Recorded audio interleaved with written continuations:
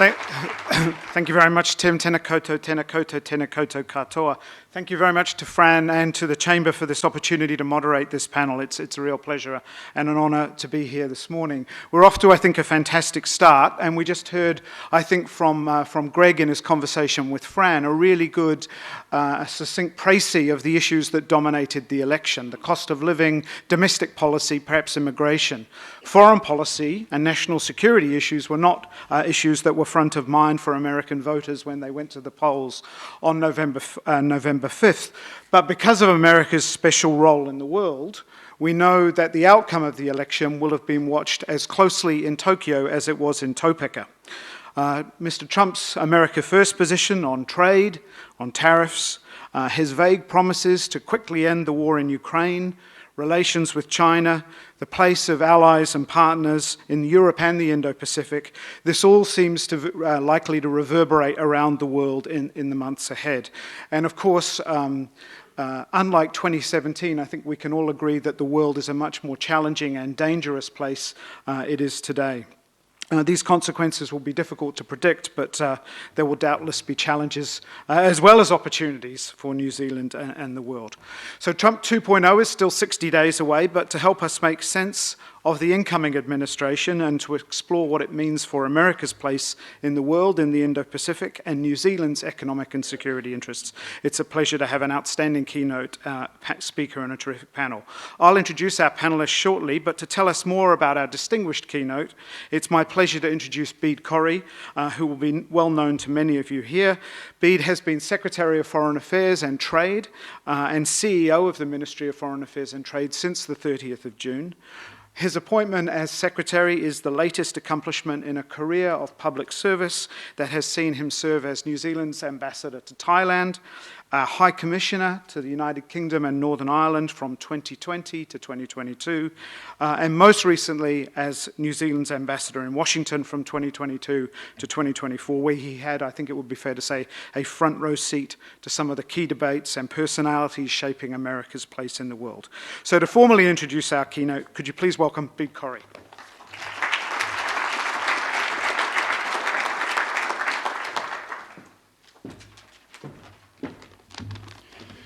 Tēnā koutou katoa. Thank you very much, David, for that intro. It is my great pleasure, in turn, to be introducing this morning Dr. Zack Cooper as a keynote speaker to this summit. Zack is currently a senior fellow at the American Enterprise Institute, a very prominent and illustrious think tank in Washington, D.C., and Zack's expertise there is US strategy in Asia. Zack also teaches at Princeton, from where he received his PhD.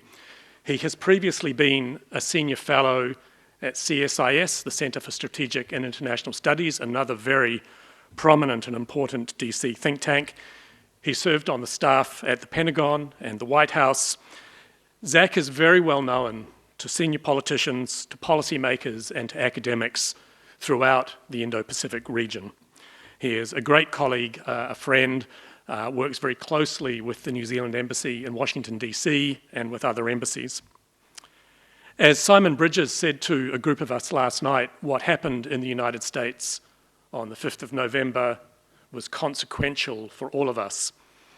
Certainly true. There are also deep, dynamic, and consequential changes happening across the Indo-Pacific in parallel with that significant moment in the United States. And I cannot think of anyone better than Zack to thread those two sets of consequential changes together and to talk to us today about what that means for countries like New Zealand. Zack, welcome to the stage.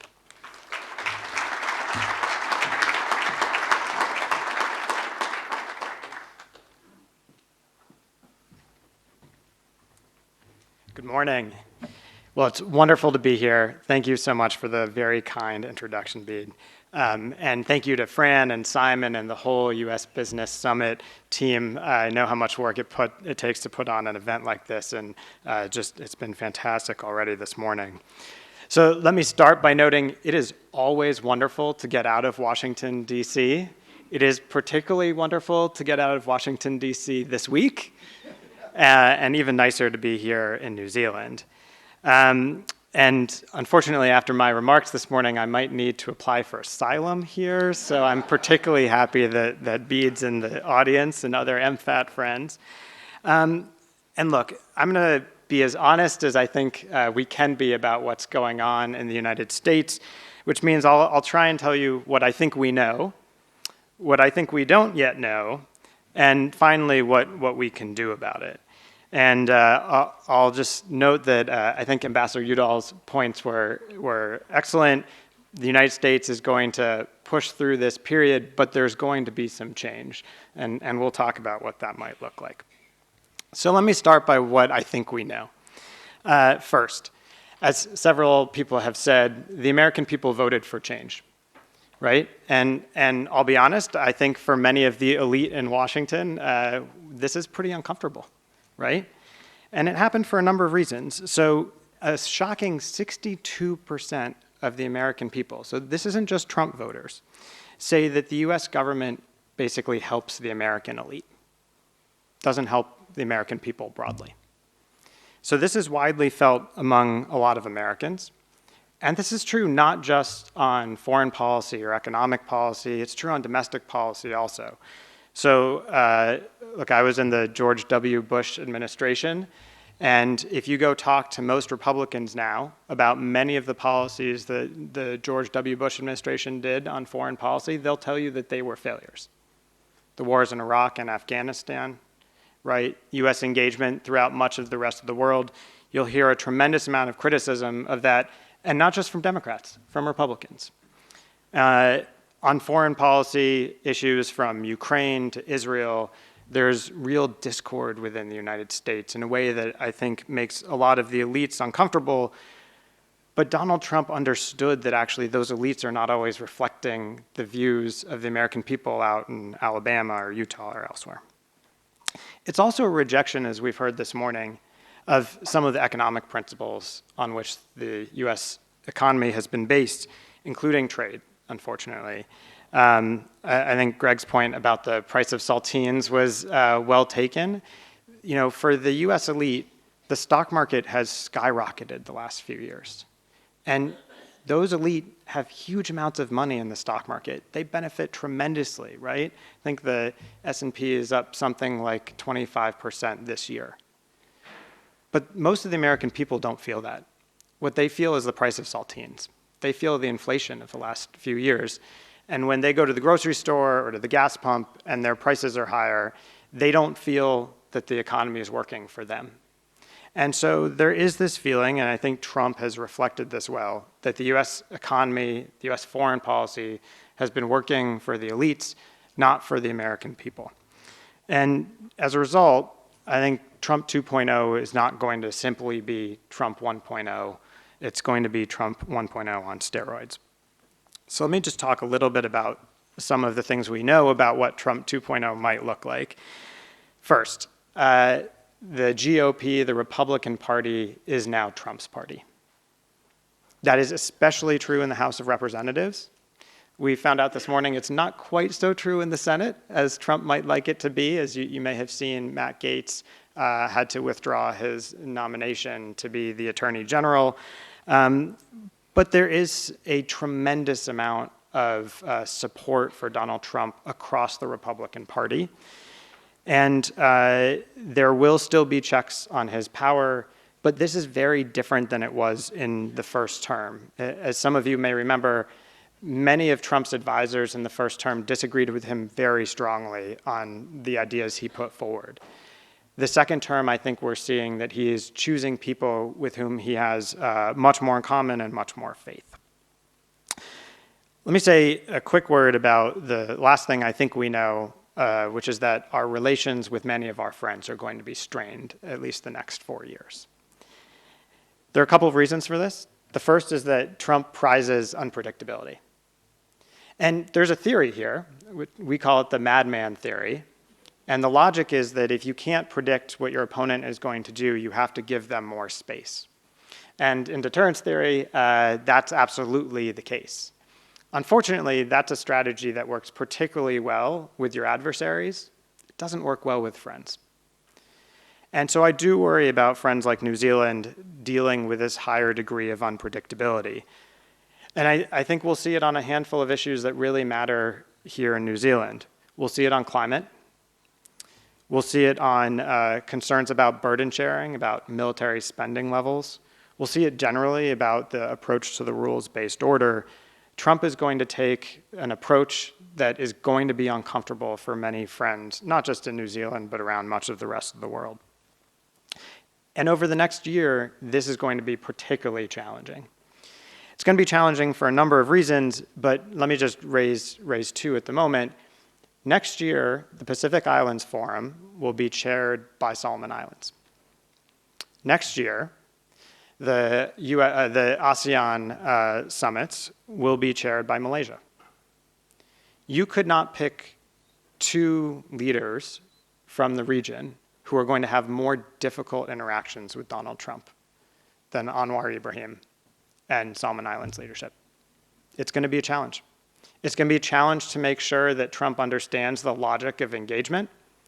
It's going to be a challenge for them to explain to their people why they should continue to engage with the United States. So what we know is, number one, Donald Trump is reflecting something that a lot of American people believe, even if the elite don't like it. Number two, Trump 2.0 is going to be very different than Trump 1.0. And number three, that relations with many of America's friends are going to be strained. But here, let's be honest also about the second point, which is what we don't know. And there's a lot.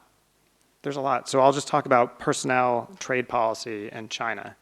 So on personnel, as we found out this morning, the president has nominated some people to offices, but we don't know who's going to be confirmed. There are at least 3 other people that Trump has nominated who in a normal Republican Senate would probably not win Senate confirmation. Tulsi Gabbard, the nominee to be Director of National Intelligence, Hegseth, the nominee to be the Defense Secretary. Both of them in any normal year would probably be rejected, to say nothing of Robert F. Kennedy Jr. leading America's approach on health issues. So will they be confirmed? We don't know. If you had asked me this morning before we found out that Mike Gates had resigned, I would have said that Matt Gaetz would probably get rejected and the other 3 would probably get through. This morning, we don't know. And Donald Trump cares tremendously about people, right? We often say that people are policy, and so whether these people get into positions of power matters a lot. And it matters for New Zealand, right? Whether Tulsi Gabbard, who at times has repeated Russian talking points, is the head of our intelligence community, will matter for Five Eyes partners. So we don't know who's going to be in power. We also don't know who's going to be influential. So there are many people in the cabinet who will talk to Trump. But for those of you that watched the first Trump administration, you'll know that quite often Trump listens more to his friends in the business community than he does to his employees in the government. And so whether it's Elon Musk or Steven Schwartzman on China, or other people in the finance community on economic policies, we know that those people will be tremendously important, but we don't know exactly when and how. And so one of the challenges here is there will be a lot of unpredictability from that. And then finally, on the personnel side, we don't know who is going to be appointed below the cabinet level. And these people will matter a tremendous amount. The Prime Minister mentioned Kurt Campbell, who's a good friend of New Zealand. I will note there's nobody on the Republican side on Asia policy who's that well known that a Prime Minister in another country would actually even know their name. And that loss from the United States, from the bureaucracy, is going to be a challenge. The Trump team has some wonderful people on Asia that they could appoint, and we'll see if that happens. I certainly hope it does. All right, the second thing we don't know is trade policy. And I know for many of you here, this is of particular interest. I just came from Japan and Korea talking to some of our clients there about what the tariff regime might look like. And let me be blunt with you, no one knows. It's not knowable because Trump doesn't know. And I say that with a little bit of expertise. I, 8 years ago, was helping the Trump transition team after he won. and they did not know what they were going to do when they came into office. This team is much more put together. They are moving much more quickly. His chief of staff, Susie Wiles, is, I think, a much more orderly manager than some of the people that we had in Trump 1.0.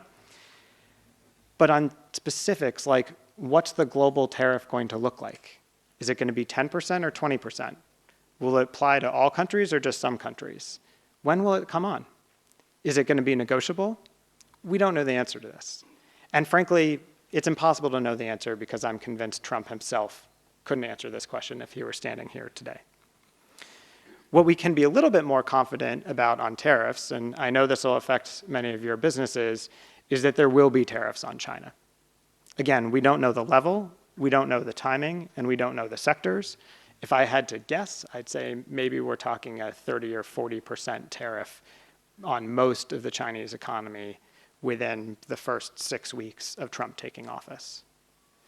And this will be tremendously disruptive to much of the region, to many of our clients in the region. I'll say they're understandably worried about this. The Chinese, for themselves, really don't understand how to respond to Trump on this. I just spent last week meeting with Chinese officials and experts. They don't know what Trump wants. They don't know if this is a negotiating ploy or the beginning of more pressure. And so this is going to be incredibly unsteady. And for those of you that remember watching the stock market 8 years ago, every day you would have a rumor and it would send the US and the global market up 2%, down 3%, depending on what might happen on tariffs. We're going to be back there in January and February. And this is going to be unsteady for many of your businesses. And then lastly, on trade policy, I think we have to admit that the Indo-Pacific Economic Framework, IPEF, I'm guessing many people are not particularly excited about IPEF anyways, given the lack of market access, but there are parts of IPEF that probably will not proceed, right? The labor standards that are part of IPEF, not a priority for the Trump administration. The environmental standards that are a part of IPEF, not a priority for the Trump administration. The supply chain elements, those I think have legs. Those should stay, and so for many of you, I would look to try and maintain a lot of the work that's happened on supply chains. That's something that absolutely the Trump team cares about. It might have to be renamed. Maybe we take it and move it from IPEF to something else, but I think that will stay. And it goes back to what the Prime Minister said earlier, which is that the Trump team, they don't really believe in a system, a trading system based primarily in rules. They believe that actually those rules have constrained US power too much. And so things like IPEF are a constraint to them that they want to, in some cases, throw off, but they will understand that there are areas like supply chains where you need to have more certainty. All right, last thing that we don't know about, and then a couple of ideas about what to do. The last thing we don't know about is China policy. Now, Donald Trump, as you may know, has said some pretty tough stuff on China. He's far more hawkish, however, on trade issues with China than he is on defense issues or human rights issues. You can go back and find comments that he made to Xi Jinping on Hong Kong, for example, where he said, he basically told Xi Jinping to just go ahead and do whatever he needed to do there. He's made some comments on Taiwan, for those of you that do business in Taipei, that are quite concerning to Lai Ching-te and others. And so the challenge you're going to have on China policy is a Donald Trump who is remarkably hawkish on trade, very supportive of tariffs, and yet could well make a deal with Xi Jinping to increase Chinese economic trade with the United States, change some of Chinese economic behavior in exchange for some arrangement over Taiwan. I'm not saying that's likely, but I am saying it's possible. And so, unfortunately, there's a lot that we don't know about the Trump administration. And anybody who tells you that they know the answers to all those questions is just making it up. So good luck. And so as a business, I think the result is you have to just accept a great deal more uncertainty than you've been accepting the last 4 years. So what do we do about this? Just 3 points, and then I'll hand back to David. So I like to think about this in terms of animals. Americans are not that complicated people, so animals are kind of our intellectual ability here. So the first strategy, the bear hug. So the bear hug is what I would say Shinzo Abe did when he was Prime Minister of Japan. If you are from a big country, if you're a conservative leader, if you speak some English, you like to golf, you can do the bear hug, which means grab Donald Trump as tight as you can. Hold him close, build a good personal relationship because the personal relationship matters tremendously. Now, it also helps if your country isn't one in which you have a trade deficit from the United States. Certainly that matters to Trump. It helps if your country is a pretty big spender on defense, or at least heading in the right direction on defense spending. But the bear hug is something that I think a lot of countries in Asia are thinking about very seriously. I want to be honest, though, it may be a little bit more difficult than this was last time. So just this week, the leaders of Japan and Korea were hoping to go to either Mar-a-Lago or to Trump Tower and see Trump in person and start the bear hug strategy once again. And the Trump team actually told them that they were quite busy right now, and there's an act in the United States called the Logan Act, which prevents the president from conducting foreign policy, prevents anyone from conducting foreign policy while outside of government. And suddenly the Trump team is very legally concerned about the Logan Act. So the bear hug is a great strategy if you can do it. The second strategy I like to think of as more like a rattlesnake. You warn Trump that you're out there and not to be messed with. This is more the European strategy. It will fail terribly, and yet our European friends, many of them cannot help themselves, and I understand why, right? Trump attacks Europe constantly. He criticizes NATO.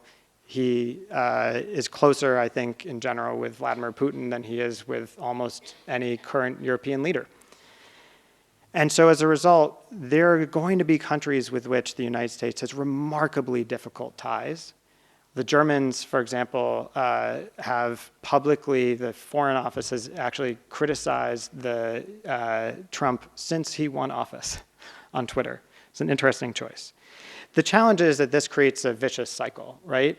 Donald Trump may not be Asian, but he does care about face. And he cares about face more than most US presidents. And so directly confronting Trump is a particularly challenging task and one that he doesn't respond well to.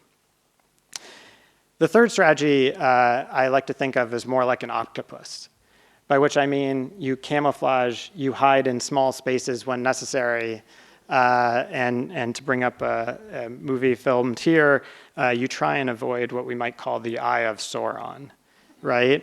The death stare from Donald Trump looking out into the audience, trying to find who he's going to go after next. And it turns out that attention is usually good in foreign policy. Usually, our friends at MFAT are trying to get big public events and make news and show how strong relationships are, but sometimes it's not bad to be quiet. And I think, as the Prime Minister said also, there's a tremendous amount of work that can be done business to business, state to state, right? This is exactly what I think a lot of people are going to be thinking about the next few years. So, bottom line, and then looking forward to the panel, David, I think the United States-New Zealand relationship is in a wonderful place, and the Biden team should get a lot of credit for work that they've done and multiple governments here in New Zealand have done over recent years. But we have to admit that uncertainty the next 4 years is going to be higher.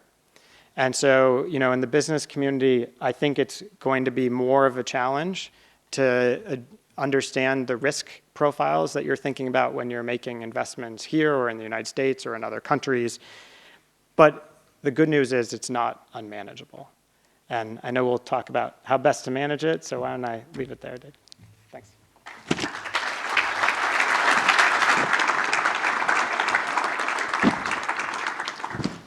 Well, thank you very much, Zack, for an absolutely fantastic address. And you've given us a huge amount of food of thought food for thought to get stuck into. And I have to say, after the language of the world of opportunity that we heard in the first couple of sessions, I think a sobering and reframing of some of the conversations. Can I invite our three panelists to come up to the stage now and to join Zack for the conversation that follows. Three people that will be very well known to you: the Honourable David Parker, Labour Party Foreign Affairs spokesman and former Minister for Trade, Environment and Attorney General.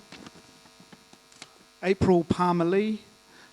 April, since 2007, April has been the CEO of the Australian American Chamber of Commerce.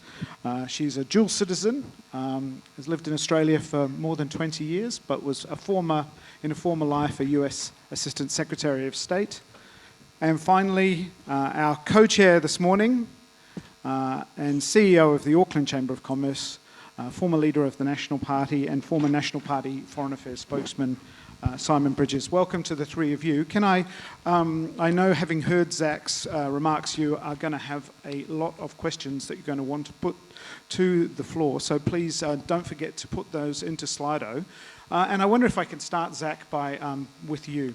I know you've been travelling around the region. You talked a lot about China policy, and you talked a bit about Japan and Korea. But how's the rest of the region? How is Japan, Korea, how's the rest of Southeast Asia? How are they processing the decision, the election result, and what might come in the months ahead? So I think we can come back to Korea because it's a special case in some ways.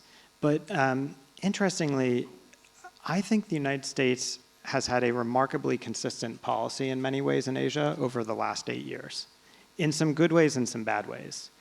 If you look at Donald Trump, after the first term, there was polling done across the region, across the Indo-Pacific.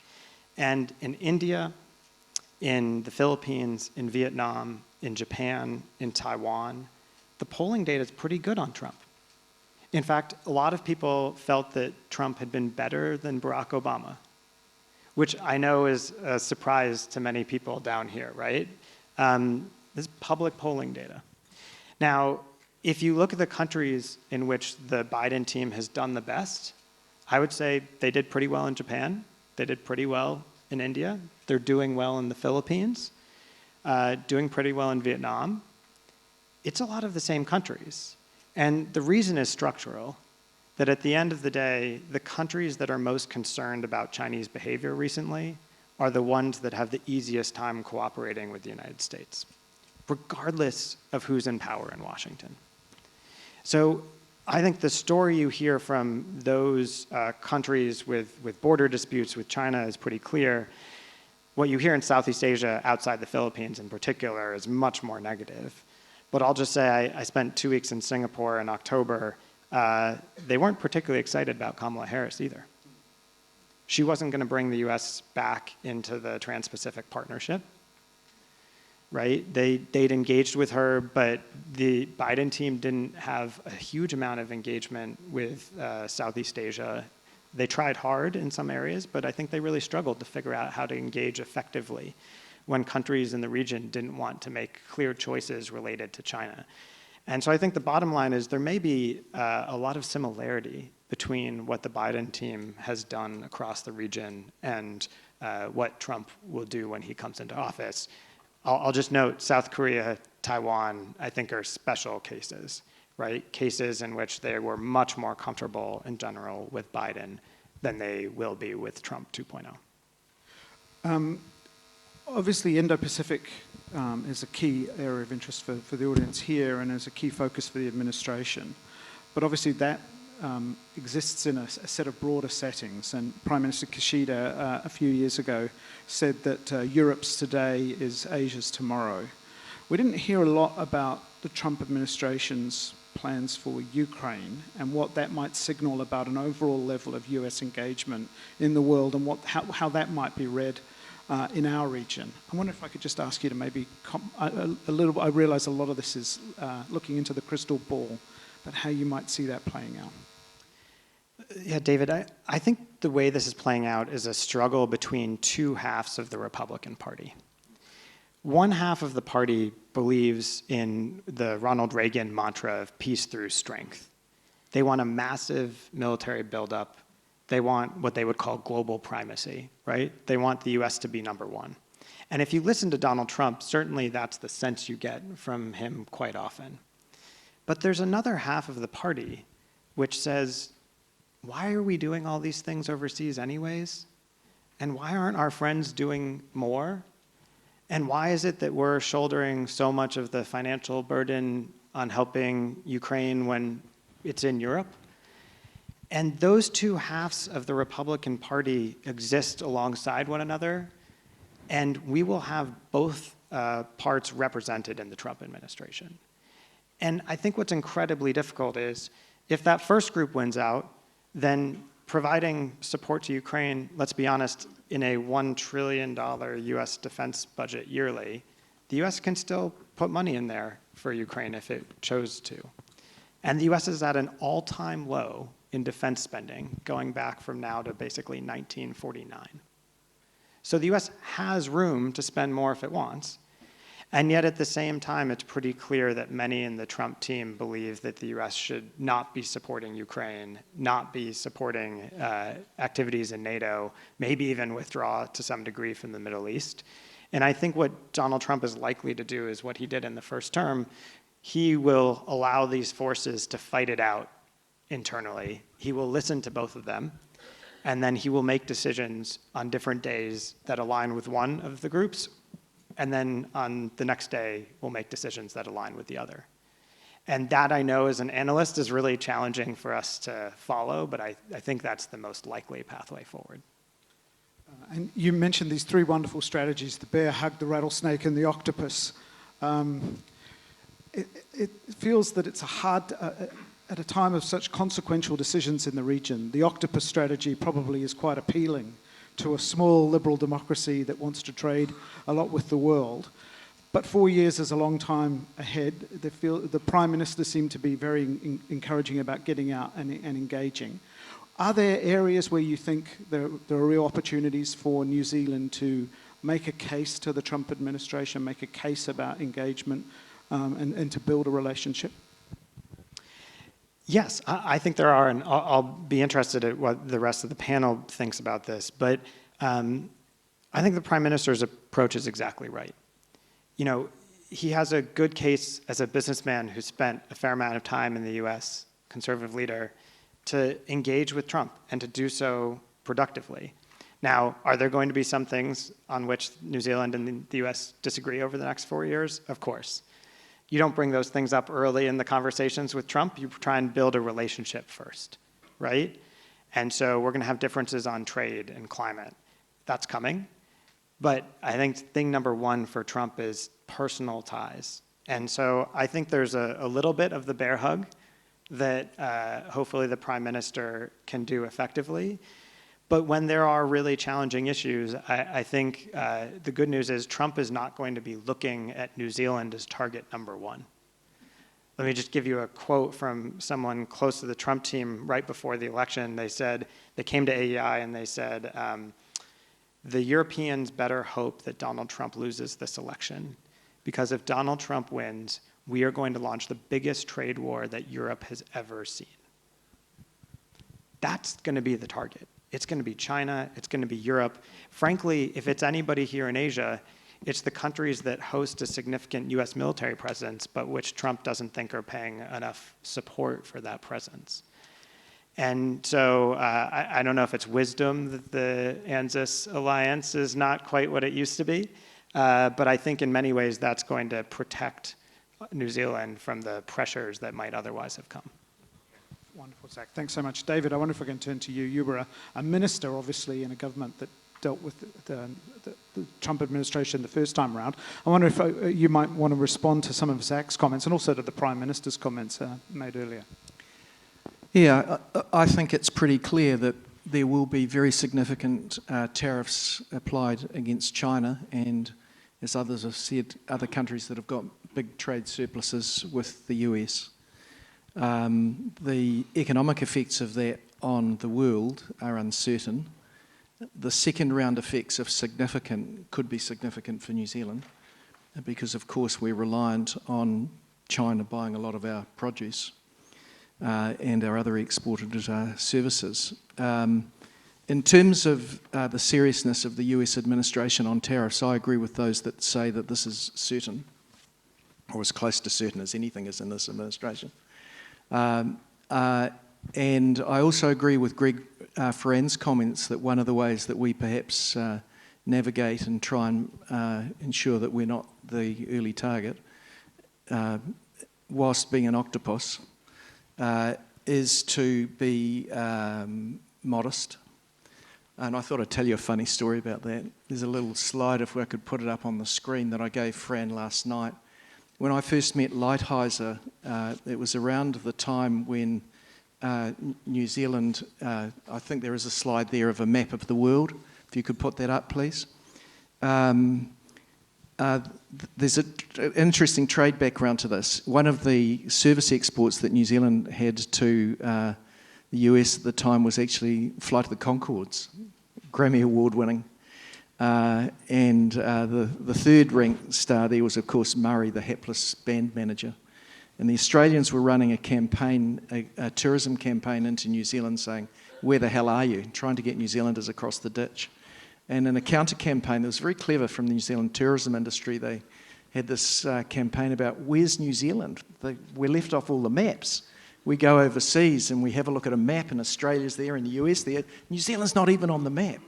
So I went into Lighthizer's USTR office in Washington, and there's this map in the office. Is it up there yet? Yes.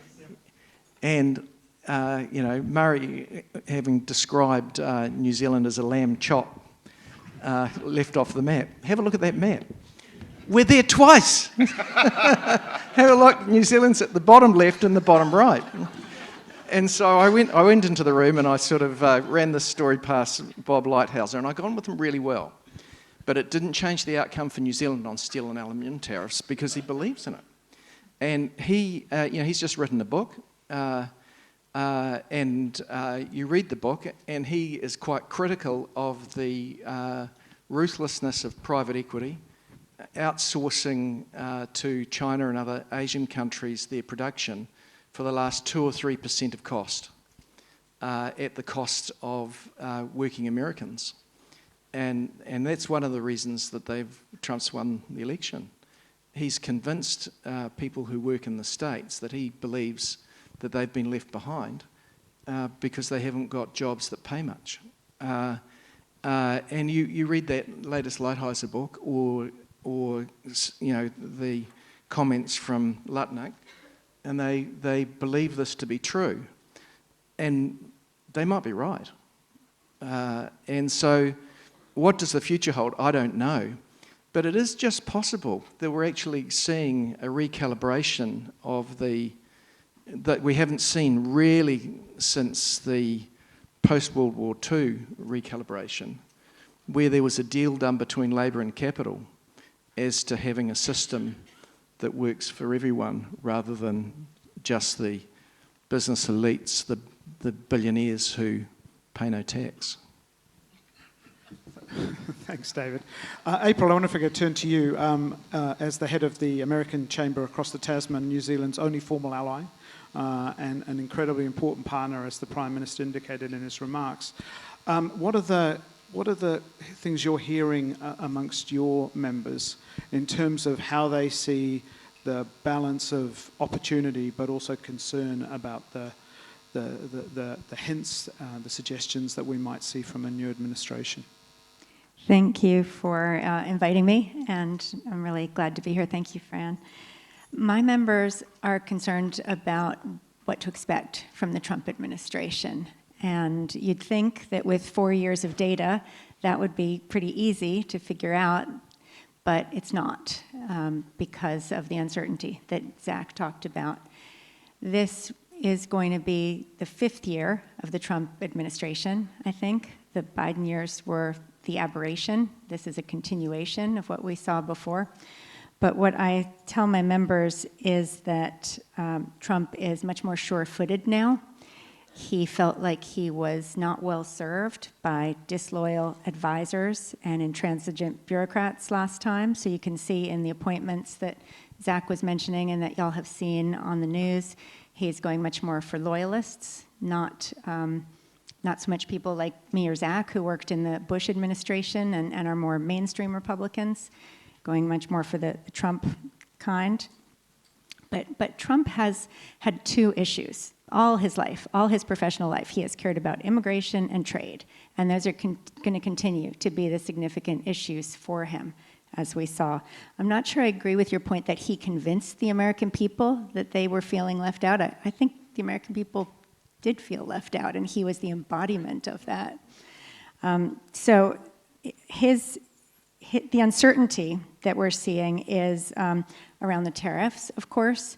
There's not a lot of specificity around the tariffs. He's said perhaps 10% on everyone, 60% on China, maybe 100% on Chinese vehicles coming in through Mexico. But he's also said he'll put 1,000, 2,000%, whatever it takes. So it's really not sure what the specific tariffs are going to be, how he would sequence them, how they would be implemented, whether they would be legislative or brought in through statutory authority, and which personnel would be responsible. We're still waiting to hear who's going to be in charge of Treasury. That's going to be a very important appointment because Trump sees the stock market performance as a measure of his performance. And so you can't mess around with the person who's in charge of the Treasury. I think there will be limited congressional restraint. I got to the point before November 5th where I didn't care who won the election. I just wanted a really strong decision by the American people so that we could move ahead. And we got that. The fact that he won the popular vote and the Electoral College vote so decisively and took the Senate and the House in kind of record time. You know, there were thousands of lawyers on both sides ready for legal challenges, and we were all bracing ourselves. Michael Rowland, who does the ABC News in Australia, was supposed to come back from Washington and host my gala on November 14th. And he said, oh, April, I'm not sure I'm going to get back by the 14th. You know, he was done on the 5th. It was really, really fast and extremely decisive. So Congress, I don't think, is going to act as a real restraint on the president. In these first 2 years especially, before we get to the midterms, they're not going to want to be putting the handbrake on a president who has a fair amount of popularity with the American people. I think we'll also see more of these appointments or announcements of intentions to get confirmed, people who are loyal to him but have limited policy depth, if that's a diplomatic way of saying it. And we'll have to see how much our bureaucracy can support those kind of people. Yes, we have 4,000 political appointees, but that's only a percentage of who is running these different departments. There's a vast group of career civil servants who are professional and qualified and act as a ballast when we have these every 4 years of change. I think there will be a high probability for carve-outs for leaders who can effectively do that bear hug that you talked about, whether they're business leaders or political leaders. People who have good, close personal relationships with Trump will be able to get carve-outs. And we saw that last time around when Trump put in the Section 232 tariffs on steel and aluminum. Someone who played golf very well was able to help Australia, and we were exempt from those steel tariffs. So, you know, maybe Kevin Rudd needs to sharpen his golf game. But that'll be business leaders and political leaders, I think, that have that opportunity to make their case with the president.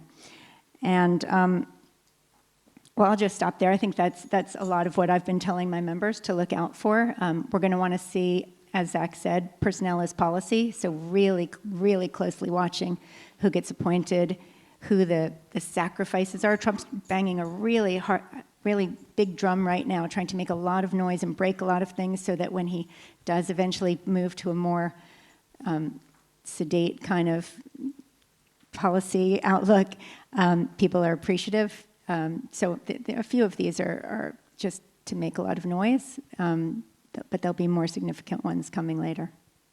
Thanks, April. We'll come back to some of those themes. Simon, you described last night it as a consequential election. I think that's a lovely piece of understatement. How are you seeing what you've heard so far? How would you respond to Zack's comments and those of your other panellists? Yeah, thanks, David. Well, I think I just need to respond to Zack's comments. The legal caveat is we need a massive amount of humility on this, and me in particular. Yeah, we don't know, because we don't know and Trump doesn't know, right? So let's get that to one side. That's boring though, right? So let's have a few reckons. My core reckon is, in the end, actually this is going to be, from a New Zealand perspective, much less of a disaster than we say and we think right now, and there's a real case for qualifier, yep, realistic, but optimism. And I say that because if you take the basic, view of New Zealanders, and sure, this is a shake-up, it's, to use the euphemism, it's consequential, it's unconventional, unpredictable, it's bilateral, it's transactional, it's win-lose, it's all of those things. But fundamentally, what's the New Zealand view on these things always? Well, Fran's mood of the boardroom, probably the most right-wing group of CEOs you can find. What do they say? 90-something% for Kamala, right? And then you go to that famous former member of parliament that Todd and I shared a bench with for a while, Paul Quinn, who none of you remember, but he said a very good thing in front of a US Senate group that came to New Zealand.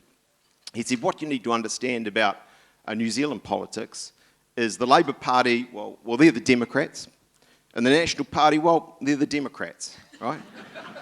And so we sit there and we have this preconception of all this, but what we've got to say actually is, and I think Zack said it, I think actually the Prime Minister at a level said it, Greg said it, the US was in need of a course correction, right? Actually, economically, there was the case for it. Socially, culturally, there was a very strong case for it.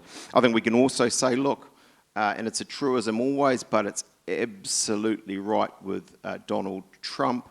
I mean, a campaign and poetry, we haven't seen the prose just yet. And actually, the prose needs to be workable at some level for his base, for his allies. And I personally think, look, again, at a level, it kind of would be. If you go on the New Zealand side, I would just say, and I think I say this objectively, right? I would say our foreign policy team, in the broadest sense of that word, I rate to work the angles, and to do a good job of this. Think of Winston Peters. It's almost like his whole life has been in training for this, right? I mean, this is a guy whose political posturing is at a level, yeah, in a sanitized way, but very similar, right? And if this guy can't put on the pinstripe and get his shoes polished for his meet and greets, I don't know who can. I mean, Todd McClay is, and I mean this as a compliment, he is a wily wheeler dealer. If anyone's going to be able to work the angles on no tariffs or look most favourable tariffs and these sort of things, I back him. And I think, I absolutely agree with the bear hug comment. This is a great strategy for Prime Minister Luxon, right? Here we have an English-speaking, from business guy, centre-right. Superficially, it works pretty well. I think the only advice is, like Shinzo Abe, learn to play golf, learn to say tara iti properly. It's a really nice golf course, and talk that up. And I think, final point I'd make is, and I take Zack's point as well, that there's Trump 1.0, and we can't assume it's exactly going to be like that. I get that, and I think that's true. But if you think about the irony of the last Trump administration, where we've been, and I'm sorry, Todd, I'm stealing a line of yours, but I think it's absolutely right. He came in, he ripped up CPTPP, he said he hated trade, and New Zealand trade with America has kind of never been so good, right? Actually, in every area we wanted to, it grew. And it flourished. I'm not suggesting that doesn't mean there's lots of problems with tariffs and all that coming out. I'm not naive, but I do just think actually on the various animal analogies, our smallness, our nimbleness, we can work the angles, and actually it'll be better than the conventional view of New Zealanders right now. That's a really important point. Can I just follow in on that? During the first Trump administration, I often said to my members, look at what he's done, not what he says, because the results speak for themselves. In some ways, he was his own worst enemy, the way that he spoke about things. But we have the Tax Cuts and Jobs Act coming up next year for reauthorization. And rather than having Kamala Harris in office, who said she was going to raise corporate taxes to 28%, he's talking about lowering them further to 18% or maybe even 15% for domestic manufacturers. So there are some positive things on the horizon in terms of what's going to get done. But then there's that whole noise, what he's going to tweet or say in the public that we need to tune out a little bit. And perhaps another way of putting that is with Donald Trump, I remember someone saying, fundamentally you need to look at the intentionality of what he's saying rather than the core truth, factual truth of the matter, and I think that's very true. It's fantastic to have a conversation across the panelists, so let me encourage Zack and David to jump back in on any of those points that they're interested in. But I wonder, Simon, you mentioned there when Trump came in 2017, his first thing was to walk away from TPP. Of course, that was a time in the world when we had Shinzo Abe, who was able to work with others to resuscitate that deal and lead us to CPTPP. We had figures like Angela Merkel in Europe, who's, even if her legacy looks more complicated in 2024 than it did at the time, was a important and influential international leader. Zack, I'm curious. It feels like we're living in a time where there aren't a lot of those other offsets and leaders that can shape this president and this administration. Is that wrong, or do you see some out there? I think this is a shocking aspect of where we are today, which is that Donald Trump is in by far the strongest political position of the major industrialized economies, right? You look around the rest of the world. You just start here in this region, right? Japan, Prime Minister Shiba is in a remarkably weak position. We'll see if he even makes it through the spring. You've got a Korean president whose approval rating is in the 20s and going down. You've got even somebody like Modi, who suffered an election loss. You look over to Europe, and you've got a German government in the process of collapse, a French government which had a remarkably challenging election, minority and divided, a UK government which is new and already in trouble, a Canadian government which is probably going to switch over. This is remarkable.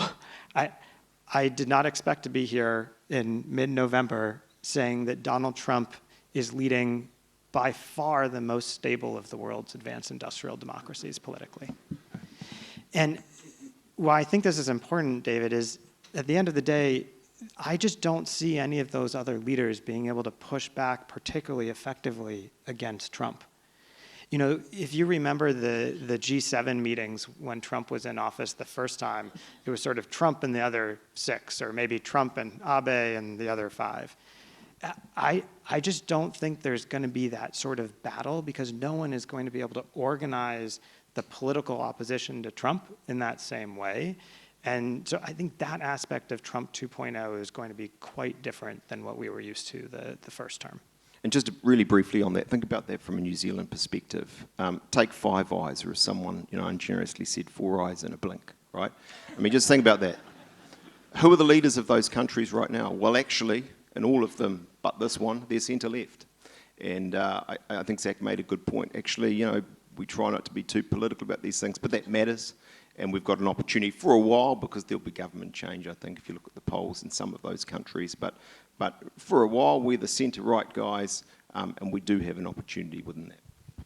I reckon one of the reasons why there may not be as much pushback is there is a sense of disquiet and polarisation in many liberal democracies. Because although the extremes in the US might be greater than we see in some other countries, there is and maybe it's not all economic, part of it is economic, maybe it's just born of the uncertainties, born of social media and the way in which traditional news sources have been replaced by polarising opinion and the use of AI bots to negatively influence opinion through foreign interference. But I suspect that there is a disquiet in the world that reflects what has happened in the US, even though it might have not come to the surface as quickly in other countries. I wonder if I can touch on an issue that I think probably all the members of the panel have an interest in, but start with you, Zack. One of the questions that's come up has been raised by potential Trump appointees in terms of Indo-Pacific strategy is the commitment to AUKUS and the delivery of Virginia-class submarines to Australia. I wondered if you, when you think about that debate inside the Republican Party that you referenced earlier, how you think that you see that particular debate potentially playing out, or where those constituencies might be. That obviously has potentially implications for other aspects of AUKUS. And April, obviously, some of your members will be very interested on the tech side of that in Australia. So I wonder if we could start with Zack and then perhaps give the others a chance to respond as well. Yes, I'm going to get myself in trouble, April.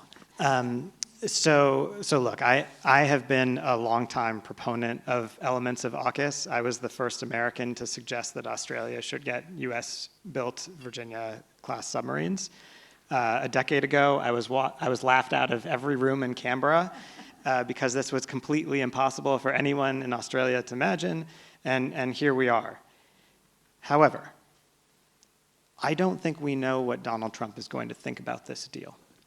So I had lunch with Kevin Rudd the day after the election, and I think Kevin would be fine with me saying that I asked him the same question about how he feels about AUKUS, and Kevin's view was, this is exactly what Trump is asking us to do. Where Australia is investing in US industry, investing in US shipyards, buying US systems, increasing defense spending. This is exactly what Trump is asking for. So AUKUS should be in great shape. But there's another argument, right, which is that the timelines on AUKUS are long. We don't have a lot to show for it yet. And it was a Biden administration initiative. And we could get a government change in Australia. And the reality is, I think if you have a government in Washington and one Canberra, neither of which were the inventors of AUKUS, people are going to start asking questions. So I think AUKUS itself is going to have to, be re-explained to Trump, maybe rebranded a little bit. But I think if you step back, the logic of what AUKUS is trying to do should be sustainable, especially the Pillar 2 part, by which I mean the United States and all of our friends around the world have one huge challenge, which is that when we build defense anything, right, defense platform systems, they are expensive. And there are a lot of us building small numbers of platforms. And the only way for us to compete with China, with Russia on the defense side is to work much more closely together. To develop the same systems, to do it together, to buy the same systems, to do it together, to maintain the systems together. And that's the logic behind AUKUS. So we could rebrand it, we can change the members, right? I think there's an argument that AUKUS should apply to many more systems and include a bunch more countries. It might not be called AUKUS, it might be called something else, but I think the logic of that case for Trump makes sense, even if the specifics of, exactly how many Virginia-class nuclear-powered submarines does Australia get, when do they get them, that may be up for debate, but the logic of the case is clear to me. Thanks, Zack. David. Yeah, I'm not completely on board with you on that one, Zack.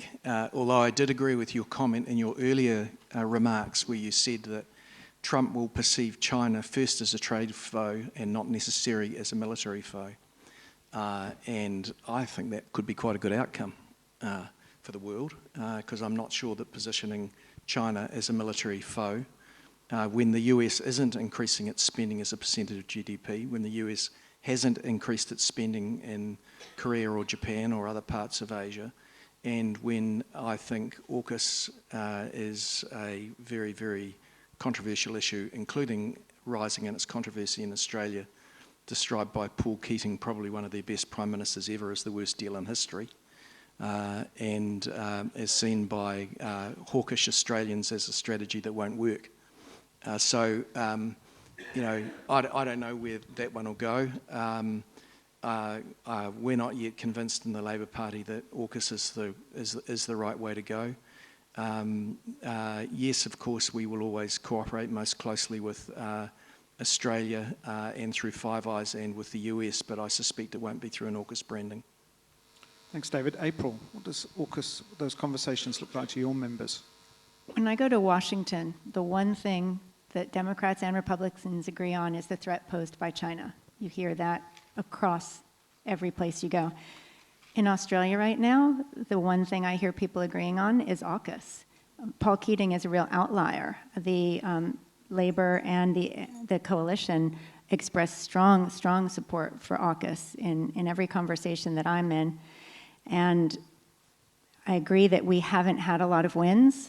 Pillar 2 needs to be zhuzhed up. So the Business Council of Australia and AmCham are convening a CEO forum. We kicked it off yesterday with Matt Steinhelfer from State Department. We're going to try and figure out where are a few easy wins where we can actually show America, Australia, and the UK working together on something that we wouldn't be able to achieve alone. Because the problem right now is we're all off. There's no joint JPO, Joint Program Office, and we're all off doing our own pipe cleaners and figuring out how this is going to work with not combining. Like you're saying, the only way we're going to make progress is if we do something 1 + 1 + 1 = 10, rather than us each doing it ourselves. So we need to focus on getting some of these projects across the line pretty soon. And all of the DFAT officials who are heading off to Washington who come in to have courtesy calls, I say to them, get your shopping list ready. This is a transactional president. You need to have all your dot points down. Australia is investing $3 billion in the United States in our submarine building capacity. We have a favorable balance of trade with the United States. We've fought together in every major war since 1918. So get all your points down and make sure that you're ready to sing off the same sheet of music when he wants to know everybody's favorite radio station, WIIFM, what's in it for me. That's going to be how our diplomats need to be approaching this new administration. Yeah, I mean, it's a pretentious way to start, but in my book, chapter 9, read by my mum and 3 or 4 others, Paul Goldsmith read it. I've got a copy, but I haven't read it. That doesn't mean he's read it, yeah. That's cruel. That's cruel. I make a fully throated case for AUKUS. It's fair to say I'm more conservative today, and I think, great point made, the president's a deeply personal president, incoming president. It's not his, it's Biden's, and so we'll just see how that kind of goes. I thought what was interesting, and maybe I'm over-interpreting, but I thought Christopher Luxon was dialed back where he and other of his ministers have been on AUKUS in his comments this morning. It seemed to me a more cautious way that he put it. I think the government New Zealand does have a bit of an issue that it does depend on what day and what minister you talk to, what the position on AUKUS 2 is. That's not good enough, actually. And I do think the government has not done a particularly good job. In fact, they've done a poor job on the rationale in an economic sense, certainly, of AUKUS 2. And if they want New Zealand to go along with it, they need to do a heck of a lot better than they kind of had. Actually, the serious concerns of serious people like Helen Clark and Don Brash do need to be addressed. And they just, as I say, have not done that. Dare I mention China? We might not get another chance. I think, we have to keep this a bit real. The business community of New Zealand, not to a person, not to a business, but does look at the shifting sands in view of the New Zealand government, views of the New Zealand government says, why can't we be a little bit more like Singapore and a little bit less like Australia? And AUKUS is directly part of that discussion. Thanks, Simon. I'll give others a chance to follow up on some of those comments if they'd like to. We're in our last 5 minutes or so, so I think I'm just going to take a couple of questions from Slido and maybe synthesize them into one question and then allow each of our panelists to respond to anything that they've heard. There's a couple of questions here, one about the famous Project 2025 and how likely we're to see that materialise in administration policy, but also a question about immigration policy and deportations. And I guess maybe if I could frame it slightly differently, feel free to address those individually, but is there an issue here about relations with the administration, the new administration, where domestic policy action, social policy in the United States could have a dramatic effect on the social license for closer cooperation in liberal democracies if we see, for example, big shifts in social policy, mass deportations, and so on. So put that back to the panel, but also if you'd like to follow up some concluding comments. Zack. It's a tough one. Look, I think the reality on immigration is quite clear, which is that if you look across the political spectrum in the United States, immigration is wildly unpopular. It's surprising. And if you look at the vote share that Trump won, he won a lot of Hispanic voters, talking very critically about Hispanic immigrants in the United States. It shocks me. My wife runs a good portion of one of the largest immigration nonprofits in the United States. When Trump says he's going to crack down on immigration, he means this. But Biden has already been cracking down on immigration the last few years. The American people just haven't felt that this was getting addressed. So I do think that Trump is going to very early on hit immigration very hard. But here's the reality. Go talk to Republican governors about what they think about Trump's immigration plans. They're terrified. The unemployment rate in the United States is very low. They can't find workers for hotel staff, for restaurants already, to say nothing of farm workers, construction workers, many of whom are undocumented. So my guess is we will see a fairly publicized crackdown, and quietly a lot of Americans, including Republican governors, people that actually have to run things, will say, just take this a little bit slower. You don't want the dramatic downturn in the US economy. Just one final comment for me, David, which is, we talk a lot about democracy in the United States, and 73% of Americans said democracy was under threat in this election. Republicans and Democrats both felt it was under threat. And certainly, you think about January 6th and things of that sort. I think a lot of Americans feel quite nervous about Trump coming back. I will say, though, one reality is there were some anti-democratic things that happened in the Trump administration from within the bureaucracy also. And I say this as a former bureaucrat, right? A lot of people in Washington thought Trump's answers were wrong, and they tried to slow down what he was doing, including presidential appointees, cabinet members. And that's also anti-democratic, right? The American people get to pick our president in the US, and I think what we're gonna see is Trump very quickly throw those people out. It may not be legal, it may be very unpleasant, but those kinds of changes, I think, are coming, and that is going to be really different in the second Trump term. And so I would just say, some of the guardrails that we've had in the US around our democracy are gonna be eroded a little bit, because the lesson that Trump took away from the first term was even political appointees, if they're not willing to do what the president wants, they're gonna have to be gone. Yeah, look, I'd say that most people accept the right of all nation states to control their borders, and I don't think that will be controversial. If it got to the point where some of the rhetoric was actually put into practice and there were detention camps, including people who'd been born in the USA, being stripped away from their families and thrown out, then that would have consequential effects on international relations, including here. Whether that will happen or not, I don't know. In respect of what will continue is investment flows, and if I could just say something arising out of earlier comments, we outside of land assets, we actually are reasonably open in New Zealand to inward investment, and we ought to be, and that I would have thought will continue under either administration. The issue as to whether people want to invest here will depend on the economics of the investment, as always.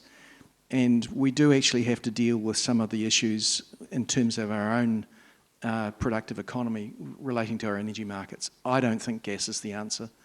The gas basins, they were empty. There has been no prohibition on Taranaki exploration. They have been exploring. We've run out of gas. The answer does lie in electricity. We have problems in our electricity market. In a dry year, we are reliant on hydro, which is controlled by an oligopoly. They also control the hedge against intermittency for foreign direct investment into electricity. And if there's one area where we actually need to deal with the underlying competitive constraints, it's actually in the control of our water resource, which is the free fuel that goes through those hydro stations in a way that actually de-risks the investment that will be brought forward at a lower rate, lower cost of capital. It's not a consenting issue. We already had fast track running in that consenting area. We've got to deal with some of the market issues that we've got in the wholesale electricity market. And some of those problems may not be the fault of the industry, because there are sometimes, as Greg Ferran made reference to in the biofuels area, sometimes there are some very large steps changes that have to be made that actually require a little bit of government leadership in order to get the follow investment from the private sector. Thanks, David. And April and Simon, any last quick comments? In terms of immigration, I would say that Trump campaigned against illegal immigration, not immigration in general.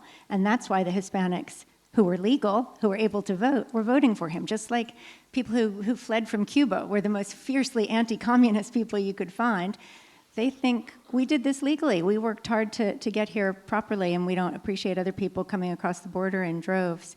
In terms of social license with the United States, I remember in 2016, all the celebrities who were catastrophizing and saying, I'm going to move to Canada if Trump is elected. Not a single one of them did. And I think that countries will look at the biggest economy in the world, the most innovative, the most dynamic economy in the world, that's going to be further unleashed when Trump moves to more fracking and gas and oil exploration and unleashes more energy independence. And they'll still want to be connected to the United States. Just briefly, I mean, I think New Zealanders understand this issue less well than kind of any other issue, and that's simply because we never have and we never will have an illegal immigration problem the way other countries do. I don't think we have quite a sense of the way it's an issue that rips up centre-right parties all around the world. Because it's just not, as I say, present here. I mean, in the end, I agree with David. Mr. Trump and his administration is entitled to take a view. Well, thanks very much to all of our speakers. I think one of the things that we can take from all of them is that we're going to have to take a bit of a wait-and-see approach to what actually emerges from a new administration, but we should probably buckle up and get ready to deal with some uncertainty and some unpredictability for the foreseeable future. I did notice that down there, in terms of the animal strategies, someone asked a question, well, what does a cross between an octopus and a bear look like? So a task for our genetic engineers. Look, ladies and gentlemen, I think we've been treated to a really, really interesting conversation as much as a discussion. So I'm very grateful to our three discussants, to Simon, to April, and to David, and particularly to Zack for coming down here and sharing some really brilliant insights, I think, and giving us a framework for making sense of the new administration. So Zack, wonderful to have you here. Ladies and gentlemen, if you please thank our panelists.